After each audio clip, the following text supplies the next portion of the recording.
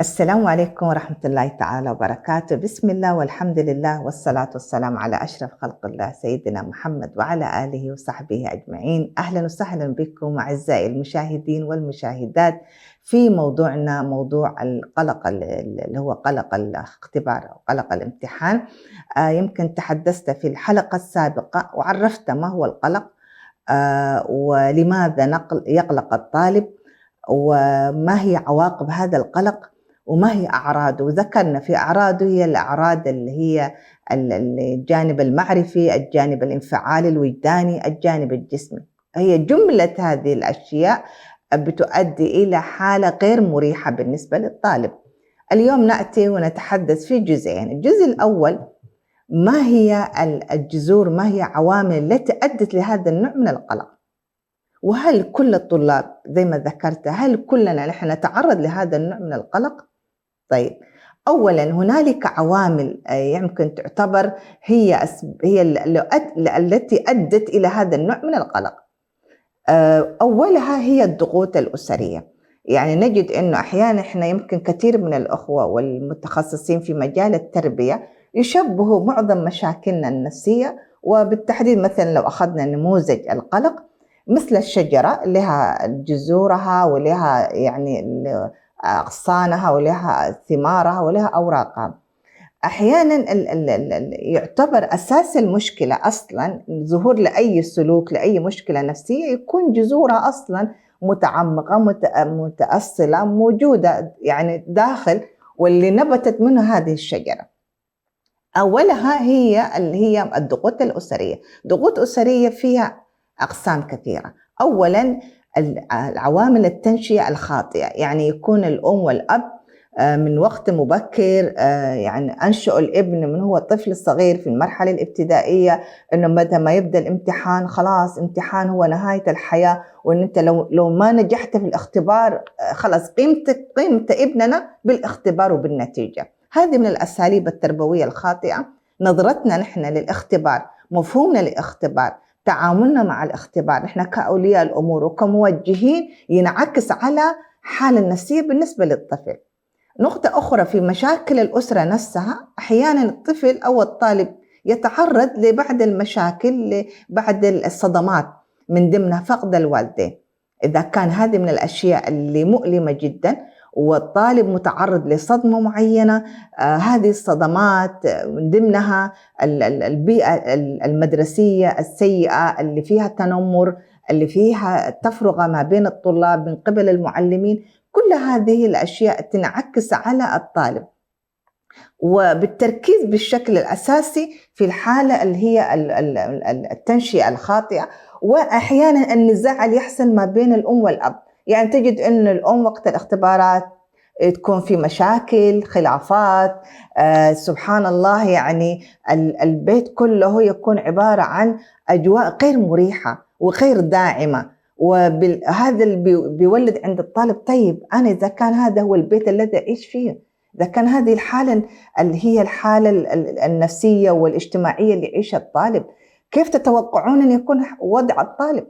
ينعكس في حالته، مزاجه حينعكس في نظرته لنفسه. وبالتالي هذه واحدة من الأسباب الكبيرة جدا، ونحن نركز عليها وتكون هي السبب في مشاكل وبالنسبة للقلق. وأنا تستحضرني قصة، وأنا كنت في فترة المرحلة وأنا مرشدة تربوية، جاتني حالة تقول الأم، أنا تقول لي يا دكتورة لما يكون الاختبار أنا بنفسي تقول لي أصيب بقلق ما طبيعي.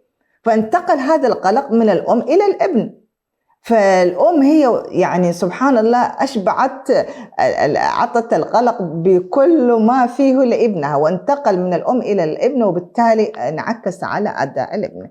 نقطة أخرى اللي هي الوضع الاقتصادي بالنسبة للأسرة. ونجد أنه كثير من الدراسات الآن أثبتت هنالك علاقة ما بين التحصيل الدراسي، مستوى التحصيل الدراسي للطالب، ما بين مستوى الاقتصادي والمعيشي للأسرة. فمثلا في بعض الدراسات توصلت أنه إذا كان الأسرة وضعها المادي جيد ومتيسرة الحال، تكون هذه الأسرة داعمة أن الطالب أنا وضعي مريح، كل شيء متاح بالنسبة لي أنا، الأم والأب موفرين له الحياة الكريمة، وبالتالي بيجعل نوع من الاطمئنان نوع من الأمن بالنسبة للطفل، ويكون هو السبب في عدم إصابته بهذا النوع من القلق.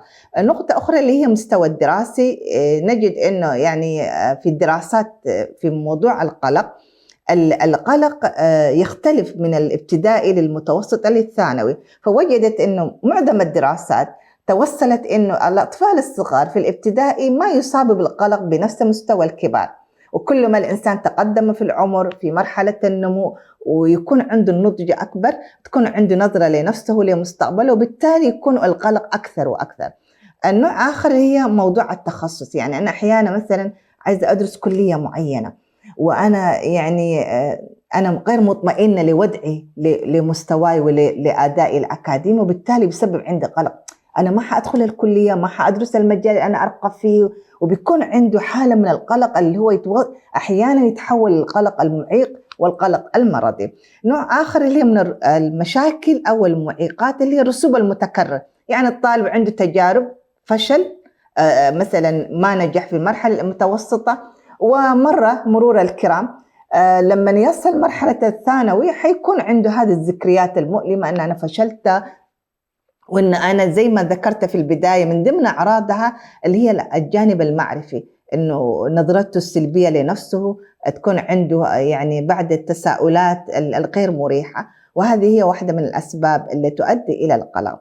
نوع آخر عندنا وهو الشيء أساسي كذلك هي عادات الاستذكار، يعني طريقتنا في تعاملنا مع الاختبار. يعني تجد الطالب يكون نايم طول العام، أول ما يبدأ الاختبار باقي له أيام بسيطة ويكون هو خلاص الاختبار، وحتى الأسرة نفسها يكون الابن سايبين له يعني زي ما يقول الغارب يعني بدون أي توجيه، فيبدأ إن الطفل طول العام هو يلعب، قبل الامتحان يذاكر بيوم أو أحيانا للأسف بساعات كمان. طيب نحن هل نظمنا أنفسنا؟ هل رتبنا أنفسنا؟ نحن كأولياء الأمور هل كان لنا التوجيه في الوقت المناسب؟ وهل أبنائنا رتبوا وقسموا أوقاتهم ووضعوا جدول للمذاكرة حتى لا يصاب الطفل بهذا النوع من القلق؟ معناها كان هنالك أسباب، هنالك عوامل أدت إنه يظهر هذا القلق، خاصة لو كان الطفل أو الطالب عنده عامل أصلا مهيأ، يعني أنا عندي الاستعداد أصلا وراثي أو استعداد تنشئة، استعداد من خلال البيئة اللي أنا عشت فيها، فبالتالي إذا أنا أخفقت في طريقة تعاملي مع الاختبار ينعكس ذلك في إصابتي بهذا النوع من القلق. نأتي لآخر جزء في هذا الموضوع، ما هي الإجراءات العملية، ما هي الطريقة نحن نتعامل مع هذا القلق؟ أولا وأنا أناشد ويمكن رسالتي موجهة لجميع أولياء الأمور وموجهة لنفسي في المقام الأول، نحن كأمهات وكأولياء الأمور وكمربين ومرشدين. أولا نزرع أو نقص في أبنائنا اللي هي الثقة بالله والتوكل على الله، وأنه دائما نذكرهم أنه نحن يعني وأعلم في نذكرهم بأنه الله سبحانه وتعالى سبحان الله هو مجيب الدعوات، أنه دائما الإنسان لو اجتهد وأخذ بالأسباب أنه الله سبحانه وتعالى لن يخذل هذا الطالب. ونغرس فيهم اللي هي موضوع اللي هي اليقين والتوكل والثقة بالله وحسن الظن بالله، وهذا ما يسمى بالتغذية الروحية. نأتي لنقطة أخرى اللي هي تعزيز الثقة بالنفس والدعم المعنوي وعدم المقارنة بالآخرين. تجد للأسف الشديد أن يمكن إحنا أثناء في عملنا في مجال التربية نجد أن الأمهات يعني أولياء الأمور بشكل عام يقارنوا ابن فلان، ابن عمك، ابن الجيران، ما شاء الله عليه في الامتحان وجاب علامة وجاب اجتاز كل الاختبارات بتقدير ممتاز، وانت حتكون كعادتك يسمع هذه الأساليب، هذا الانتقاد الغير إيجابي. يعني تخيل لو الطالب هو مقبل على الاختبارات ودائما يسمع النقد ويسمع هذه التوجيهات المؤذية السامة، حينعكس بالتالي شيء طبيعي أنه يصاب بهذا القلق. اللي هي من ضمن الإجراءات كذلك أنه نقرص في أبنائنا الحديث الإيجابي، أنه نعلمهم أنه تقول أنا بعبارات أنا أستطيع، أنا إن شاء الله أستطيع أن أجتاز هذه الاختبارات، وليس معناه أنا فشلت في الاختبار السابق يعني ما أحكم على نفسي بالإعدام إنه خلاص أنا ميؤوس مني، لا، التدريب على الحديث اللي هو الخطاب الإيجابي، إن إحنا نحدث أنفسنا بعبارات إيجابية، التشجيع على التعبير، الانفعال. أحيانا الطالب ما يستطيع أن يعبر، نحن نحتوي الابن. يمكن ذكرنا في حلقات سابقة أن نكون منصتين وداعمين، ونقدم هذه الإرشادات والتوجيهات، ومن ضمنها ندربهم على الاسترخاء، النوم الجيد، الأكل الجيد، عدم تناول المنبهات، والتخطيط المبكر للاختبارات.